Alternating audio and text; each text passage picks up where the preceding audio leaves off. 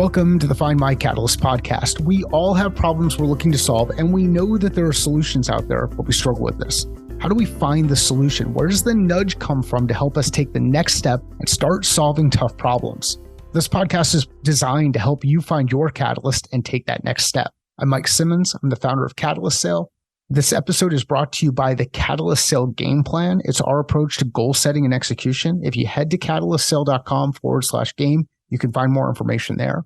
My catalyst today is Sharath Kuruganty. He is the founder and head of community at Threado. He is the host of the Undefeated Underdogs podcast. I hope you enjoyed this conversation as much as I did. We go pretty deep into some of the trials and tribulations that founders run into.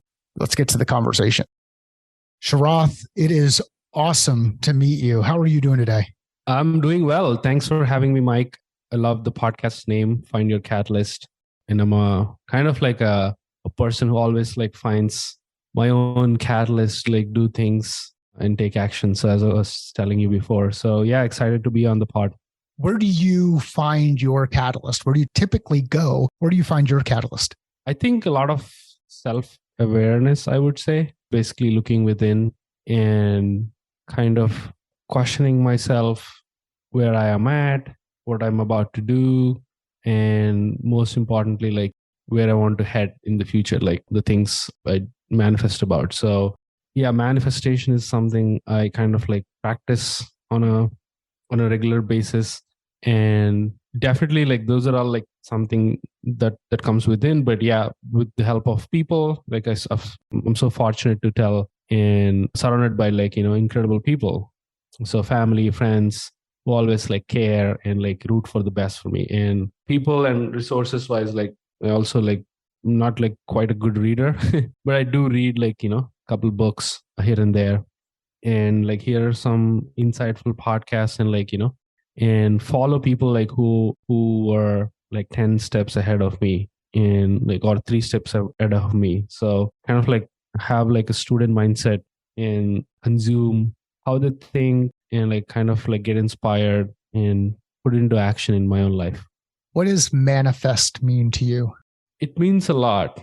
I think I truly believe that we're all surrounded by some, I don't want to get into like more spiritual discussion per se, but I think we're all surrounded by some superpower, like you call it like universe or, whatever the thing, right? Like intention and all that, right? So, and everything I did, I kind of manifested before on a regular basis. Like I kind of like in subconsciously, I have that thought in my mind, and everything I didn't do, same thing. Like, I didn't manifest. So it works both ways. And it means, it's, I think the most important habit I feel I have, manifesting what I want, where I want to get, and take action, like, take simple steps, take small steps towards it, like, and having least or zero expectations per se, and make it more about doing and less about the results. And yeah, sometimes it took time. Sometimes it came like right after manifest. So the universe works mysteriously and in its own way, right? So, but I think it's the most important, I would say, anybody should have. Is it a daily habit? Is it a monthly habit? Is it a whenever the mood strikes you? Is it a quarterly, annual? What's the frequency?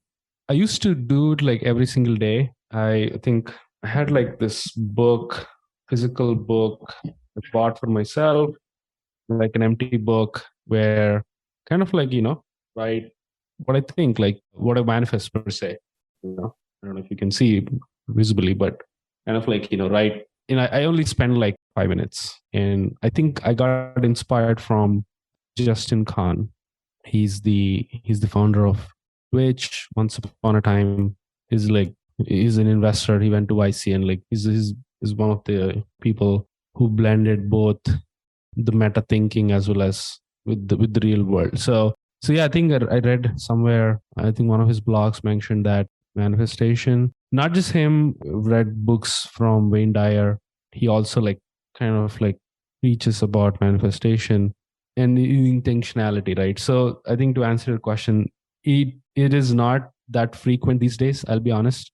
Okay. But it used to be like that. But subconsciously, I trained my mind that I'm kind of like putting a thought in the universe. Like if I need something or I want something, kind of like, put it there and like take action. So it's kind of like a mechanism at this moment. I don't have to like physically write, but I think it really helps. If I do it, I have to do it. But right now it's more of like, I train myself to manifest subconsciously. Is there a question that you're asking yourself that prompts either the thinking or the writing? No, I don't ask any question. I think it's what I feel about that moment on a particular day. If I'm like struggling to overcome a problem, for example, and I'm just hypothetically making an example, I think about that and mostly, I kind of like invite abundance into my life and opportunities into my life. I think it would be a one way street or a one way broadcast, I would say, if you just think and like sit idle. You have to like take a step ahead. And I think one of the observation I've also like want to mention is manifestation truly works if you manifest things for others too, not just for yourself. So, and you have to like do it on a consistent, constant basis, like help people, like genuinely try to come forward to like, it not necessarily be life changing, right? It can be a positive statement to someone who's going through a bad time, or Yep.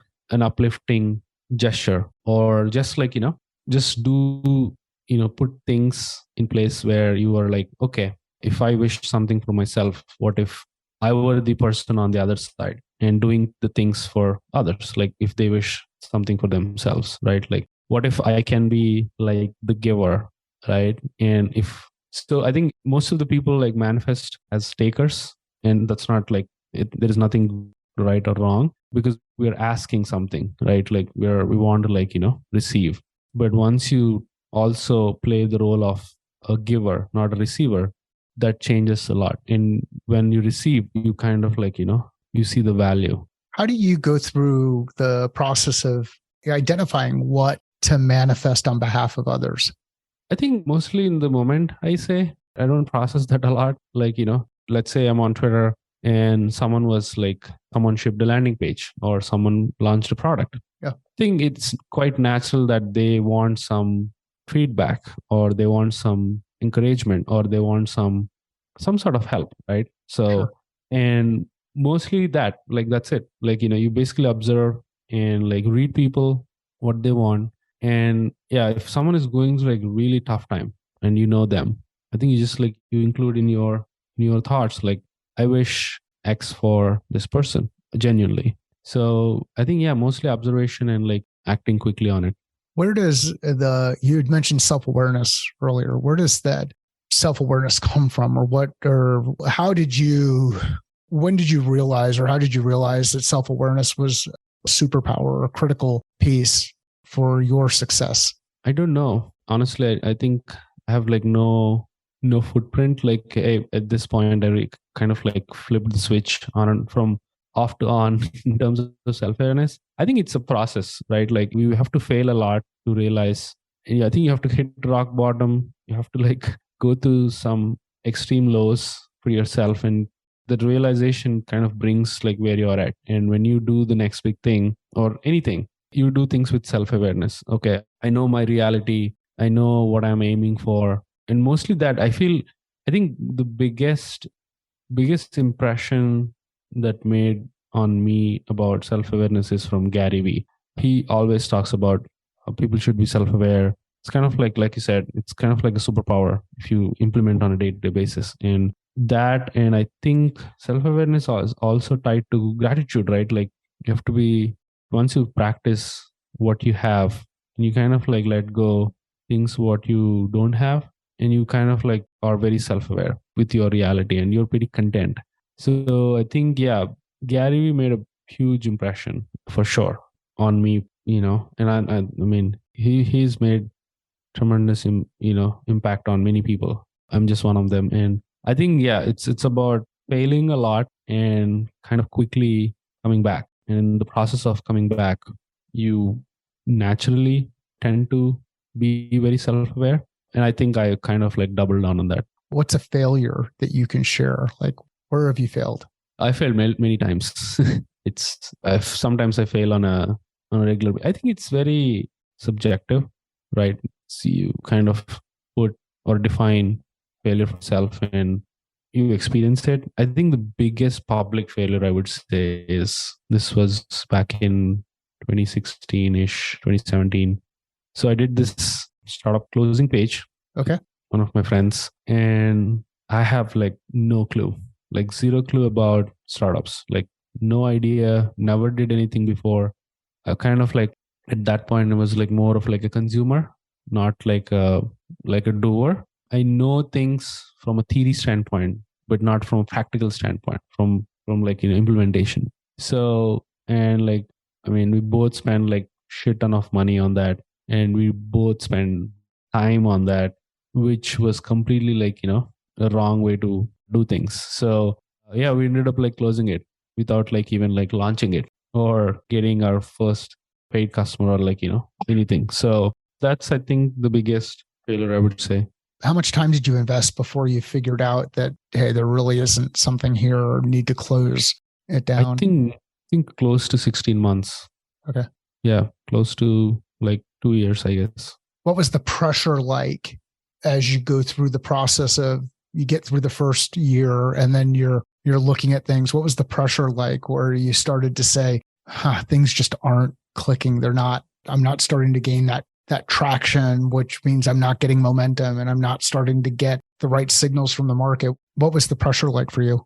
Yeah, it was extreme. It was extremely because we actually put our own money. It's not like nowadays, I think, things are very different. Everything is kind of done at a very low cost level, right? If you can create literally an MVP using a no code tool, and you only have to spend like $20 a month. That's it. Like you don't have to like spend thousands of dollars, right? You can validate the idea. Yeah. And it's very, the cost optimization is very small now. But back in, I think 4 or 5 years ago, it was like, we don't know, like, these things. Maybe at that time there were these things, but we are not just aware of it. So we put like really thousands of dollars in it. We hired like a dev agency, which sits far away from where we are. Right. So we made like all sorts of mistakes. Sure. And we're building something that we're not going to use for ourselves, right? Like we're building for someone else, not for ourselves. So it was the pressure was on point and sometimes more, because you have to like, it's kind of like a pressure you create yourself. Nobody's actually sitting on top of you. And that's another thing, right? Like that's where the self-awareness comes in. Like if you're self-aware and you do something wrong, you don't feel pressurized because you know that you're screwed up. You either fucked up or you kind of like, you know it, and you kind of like be content with it. So since we were like bunch of kids just want to do something because someone else did something. So I think it was pressure. It was pressure was definitely high, but I think it's a good medicine for the patient. Like how, Steve Jobs mentioned it was not that big, but I think to our level, it was a much needed medicine. And that whole point, that whole journey actually helped me as well as my friend to like avoid these things, which are like so basic 101. And we never did that before. And we will never do, in the future as well. What's an example of a basic 101 thing that you will never do in the future beyond the develop something because somebody else did it and we think we can do it better, but not actually be the customer of it and that kind of stuff, which is one of the things I heard there. What's something else where you're like, I will never do that? And even doing the outsourced development type stuff. And those are two that jumped out at me that you had said. What's something else that you will just never do again that someone out there might be thinking about potentially doing? I think dreaming like boldly, like very ambitiously, without checking the reality, I would say. Basically, like it might work for someone, like, it's kind of like how, going back to Steve Jobs, he kind of creates this reality distortion field for himself and others, right? Like this bubble where he believes in something and he makes other people believe the same thing too, and the needle moves. I think the reason it worked for them and for people like him is because they're doing the right thing. So if you do the wrong thing, like that's why if you're building something for others, not for yourself, and you're outsourcing the most important piece, which is product, and those are all like the wrong signals. And doing wrong things and having living in your own bubble is very dangerous. It can cost a lot of time and a lot of money. It will I think, completely ruin. Still, Yeah, completely ruins businesses. You get these blind spots that are so big and around you, and you don't even realize it because you're so narrowly focused on what's next. Right. And then before you know it, you burn out of cash, or you build in the wrong direction, or any number of things potentially happen. But ultimately, you're not solving for the problem that you originally built the business to solve for. Yeah. And I think 100%. I feel that's I think the biggest I would do that. That's why I feel like, anything I want to do next or anything I do now, I will always check two things. Like, I feel you should have ambition, but you should walk on the ground at the same time. Like, you should know your reality. You should be aware of your limitations in a way. It's not bad at all. Because you're balancing both. If you lean towards one of them. So I think I want to tweet about this, about ambition, which I didn't. I think to me, ambition becomes desperation if you are very much attached to it. Like, if you lean towards it only, then you have to do it, and you have to there'll be have to's a lot, right? So you have to basically, that's why you need to balance both. And most importantly, just have fun. I think we were not having fun back then. So once we started doing more fun things, like simple things, little things, and that's another thing. I think everybody thinks that, I still believe everybody thinks whatever the thing you do is the biggest thing, like the biggest of the biggest thing in your life. So that itself is yourself raising the bar high for yourself. Right. So, and most of times, or sometimes you don't meet it, and you have to be content with it, right? That's why you should have both, being on the ground and also aiming to fly at the same time. Yeah, there's a balance that you've got to strike. At least that's what I'm hearing, is there's this balance. So what are some principles that you've adopted to help maintain this balance and keep moving forward in the right direction while assessing progress? What are some principles that you've applied to help build successfully? Right. I think the first thing is talking yourself into playing the long game. I feel that's the biggest principle I believe in, which is you are not going to make it tomorrow, next month, next year, 2 years, 5 years, 10 years. You have to go through the grind, and there'll be phases of your life, right? Everything you touch next is not going to be gold. So I think that removes a lot of things. If you think about it, right? Like, playing the long game removes certain expectations. Yep. And it removes the importance of time. Now you don't really worry about making it the thing you do next year. And once you remove time, once you remove expectations, I think you're left with things that you want to do for fun, that really feels joyful. And the thing I wanted to add, I think, like I said before, is do things for yourself. You'll be your first consumer, and it's fine, right? And I always believe if you play long enough and you do a thing for yourself, you will win eventually. Maybe not in 1 year, but it can be in 10 years, right? So I think being very patient, having fun removes most of the things, and you have to find joy in it, in everything you do. If it's not joyful, who cares? Give up that project or move on to the next one, or build something new completely. So I've built 15 plus projects, all for myself. And whenever I didn't do things for myself, it failed miserably. And even though I know that I have to do things myself, I did some things. I think 2 years ago, after all this, I did project called Podium, which is not for me. For it was more of like an emotional response. Sure. So, and yeah, of course, it won't work, and you have to like be content with it. Okay, lesson learned again, or it's a great reminder, and you have to like move on. So, I think I would say principles wise, talk yourself into playing the long game, and have zero expectations, and detach from time. Don't be friends with time. Once you put time in the equation, and you want to like do things in X days or years, then you're basically screwed up. So remove time, play the long game, and just, have fun and do things for yourself. Eventually, you will have opportunities. Always look out for certain opportunities where you collaborate or you do better things than you imagine. I really like the time piece and being able to detach from time. One of my guiding principles, and I've shared this before, but one of my guiding principles is don't let our problems become the customer's problem.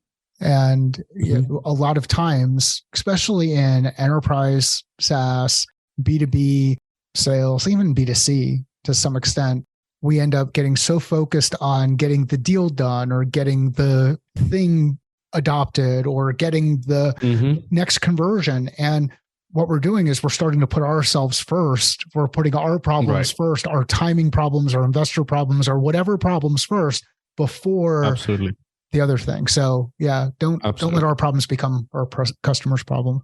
Yeah, I love that too. I think it's very important. Put people in front of you. It's not about you anymore. Once you're in this business, it's about them. It's more about them and less about you, right? Yes. So, and that requires a level of giving first mindset. You basically genuinely have to do this. That's why you have to do this for yourself. Once you started doing this for yourself, anything, take my podcast. I recently started. I think I recorded 11 episodes so far. And I purely do it for myself.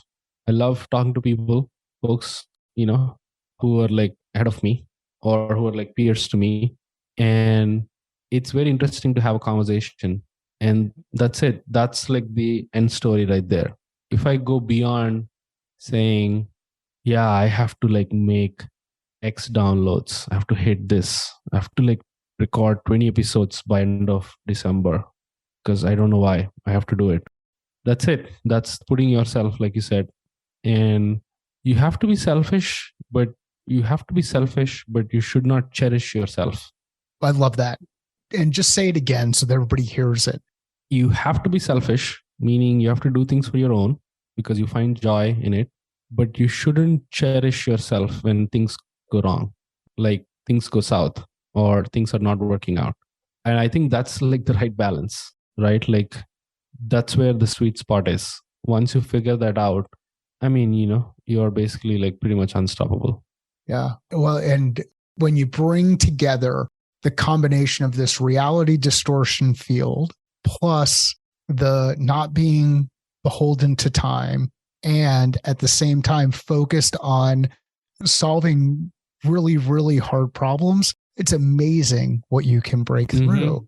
Absolutely. Yeah. These are all, I think there are many, many, many founders who've done this before and they've kind of nailed it. And what you said, they've kind of checked all the things on the list, doing things for themselves, having that, iterative mindset, having that open mindset and not sticking to results, but more importantly, putting people in front of them, customers, in our business case. And yeah, you can literally build empires using this formula. And that's why it's so hard. It's not like if it's so easy, everybody have done it like, 10,000 times already. One of the things we talked about before we hit record was operating with a chip on your shoulder. What does that mean to you and why is it important? I always feel like I'm an underdog. I have zero advantage and I feel that I'm the least skilled people in the room, like whatever the room it is. But one thing I do have as a strength is to show up, be consistent. I think I wrote this for myself. I'm not a champion, but I do have a championship mindset that I can cultivate and like work on. So I think the chip on the shoulder is something like I want to prove myself every single time. And that's why I think it keeps me going in a way. because I'm kind of chasing myself from the past and like trying to become better in anything, any craft or any skill. And most of the things I did, I was telling this before when we hit record. I never thought I would have my own podcast because I always think myself as an introvert. I always think that I can make a conversation, I can like hold the room. But I did record like 11 episodes. I have like so many other people in the pipeline, and I've not just talked to like some random people. I've spoken to like really high caliber, high skilled folks like David Perel, Jack Butcher, Dickie Bush, Amanda Natividad, like so many other awesome folks. So I think it's, for me, it's about trying than winning. So once I try, I get comfortable. Okay, I can do this, and if I find it joyful, like that's a kind of like a skill I develop. So yeah, I think chip on the shoulder is always there. I try to act like that so that I don't take things for granted, and it helps my ego in check because all the things I have right now were not there before. So it's because I have like taken steps towards it with that chip on the shoulder. So What's the last thing you took for granted? yeah, I feel recently, like I sold my startup shout out, right? And I think, yeah, that can be a great example.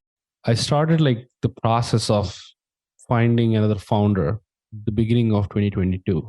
And I assumed that since I built something from ground up, which is like growing steadily, it has its own revenue, profitability, and all that shit.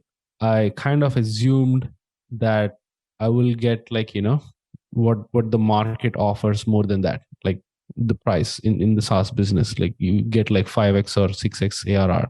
So I took it for granted that, it's a hot cake. It will go like, like an instance.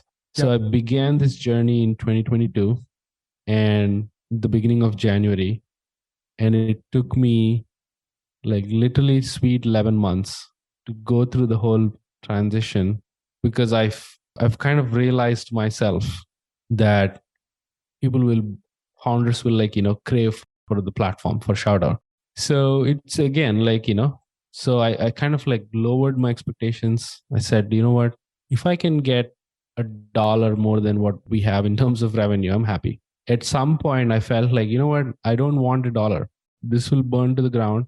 But I learned something which is intangible. I already got so much advantages from it. So I think having that like really lower expectations helped me like go through. But yeah, that's something like took it for granted. Like, why? Of course people will buy it, of course like investors or anybody would like crave for it. But no, hell no, that's really, that sounds like no.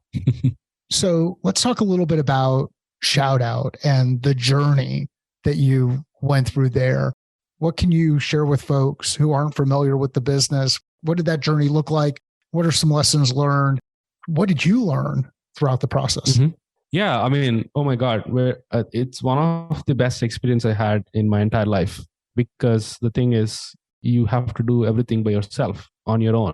So, but that was like the outcome, I would say, but that was never my intention. It all started like a very simple side project.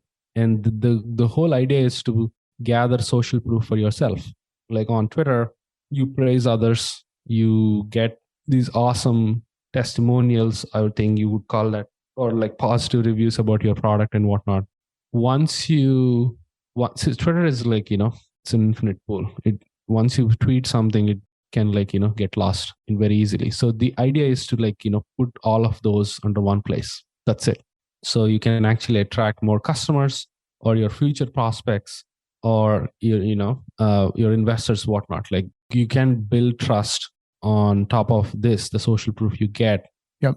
And peer-to-peer social proof is absolutely the best. It's not fake. It's coming from a real person who's actually used that product before. So that's the power of social proof, is what, I tapped on using Shoutout.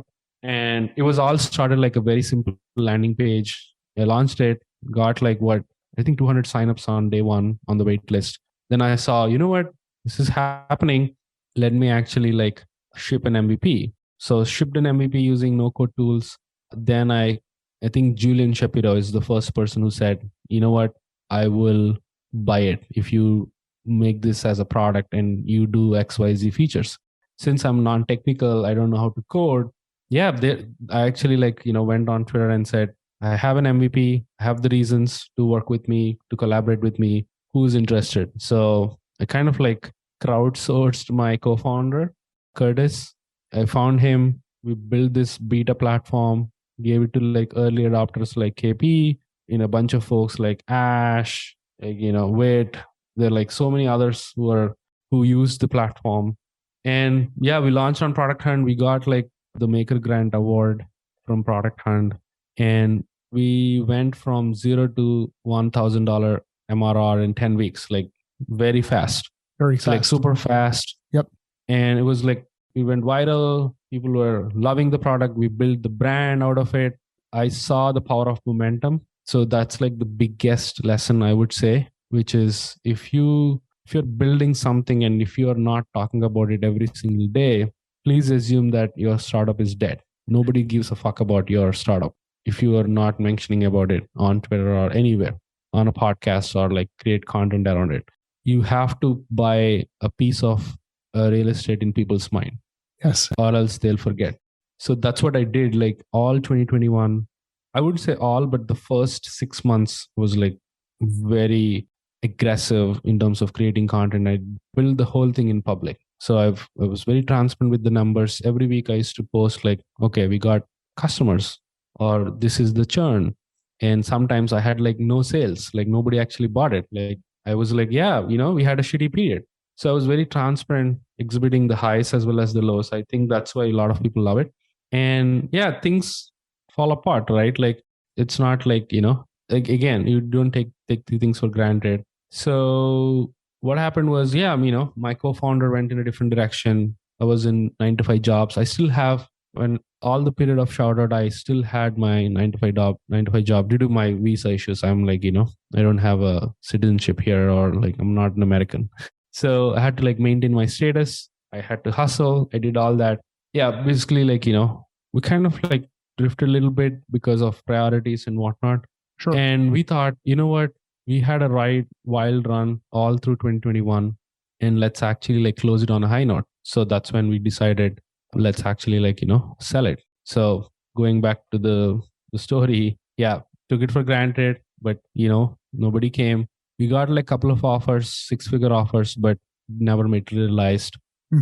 It's a journey, right? And I think the biggest of the biggest lesson as a first-time founder I have is momentum. You have to build momentum, period. And you have to do things in public, no matter what you do. I think I'm now not going to compromise on that in the future in my second startup. And you have to involve the community. That's another thing. Communities gold. They're the ones, you will find your early adopters there. You will find your ambassadors there. You will find customers there. So you have to nurture your community and be with them. You have to find, you will find the next feature you want to build with them. So it's always upside when you have a community. So I think, yeah, those are some biggest things. Again, I never wrote emails. I wrote emails. I never did sales. I'm not a sales guy at all. Never sold anything before, but I made 150 plus paying customers pay the product. So all these things, and there were so many people. It was not one man show, for sure. There were tons of people who helped me in the journey. So have that support system. That's another thing. You have to build yourself around your support system. So you have to make things possible. So yeah, I mean, those are, I think, some brief lessons I would say. But I think, yeah. Sharath, those are some absolutely awesome lessons that people can take away. And there's so much that was discussed over the course of this conversation where, if someone's out there and wants to go out and build, they can go out and build, but don't build in a vacuum. Listen to what's happening in the market, gather the feedback, be careful about your own biases and blind spots. Where can people find out more about what you're working on? Where should we send people to interact with you if they'd like to? Yeah, I think you can follow me on Twitter. That's like the best place. My username is a little weird. It's 5HARATH. It's kind of Sharath with not an S, but a 5. Yeah, that's where I think, if you have any questions, folks, like, DM me. I have my podcast as well. Like, definitely tune into it because I'm learning a ton, interacting with folks who are like, doing awesome stuff. So the podcast is called The Undefeated Underdogs, and you can find that at undefeatedunderdogs.com. I think, yeah, that's pretty much it.